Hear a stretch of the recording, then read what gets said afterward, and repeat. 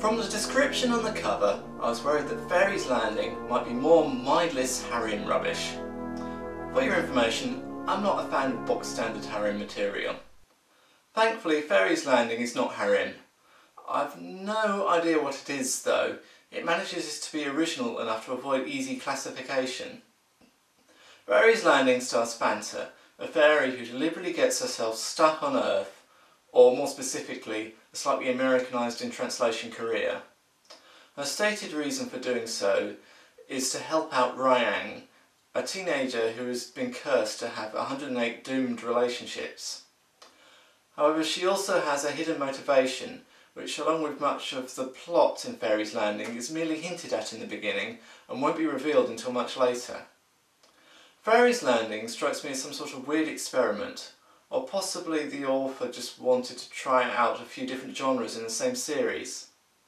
The story starts out in a similar fashion to Oh My Goddess, and Oh My Goddess stays a strong influence throughout. However, the manga can't decide what it wants to be. It switches between solid social life, comedy, action, intrigue, romance, being historical, and a fantasy setting inconsistently. And I'm having severe trouble working out whether that's a good thing or a bad thing. On the plus side, the repeated switching keeps the series quite fresh. Thankfully, Faeries Landing is good at most of the genres it turns its hands to, and is also quite good at chopping away the genres that don't end up working. But there are several downsides to this. All of the genre changing means that the author quite often pulls various pseudoscience explanations out of thin air to justify what's currently happening. The timing of the switches can also be very bad, as the reader can be engrossed in the current storyline when genre switch! The focus and feel of the comic move elsewhere, leaving the previous storyline hanging for months before it's resolved.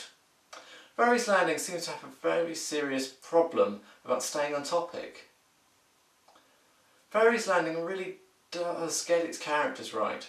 Readers of the quick summary on the back of the book will probably reach the same initial impression as me and think that Faeries Landing is just an Oh My Goddess clone.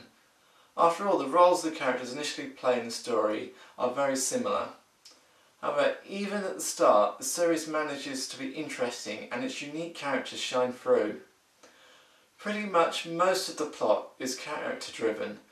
Faeries Landing relies on random events to trigger the storylines far less than most other manga, purely because it doesn't need them. The characters are creating events and driving the plot forward on their own.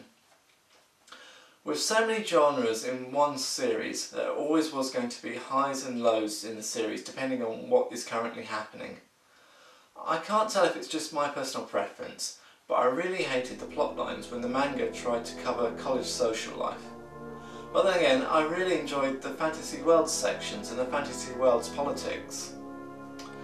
If you are prepared to have a bit of patience with the series, I'd recommend taking a look at Faeries Landing.